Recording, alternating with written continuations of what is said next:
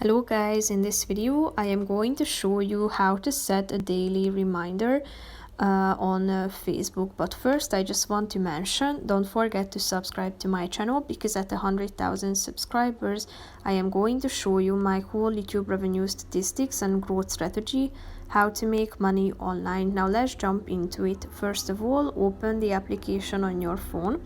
Then click on the menu icon down below in the right side corner of the screen. Tap on settings at the top on the right side, and then scroll down to preferences and click on your time on Facebook. Scroll down again, go to manage your time, tap on see tools, scroll down to the bottom again to the daily time reminder section. Here you can receive a reminder after you have used Facebook for the amount of time you choose. So click on this button on the right side down below, and then you should select the time, and then a reminder will be sent to you after you have used Facebook for the amount of time that you should select now. Tap on set reminder and then it will be enabled. So that's pretty much it for this video, guys. See you in the next one. Bye bye.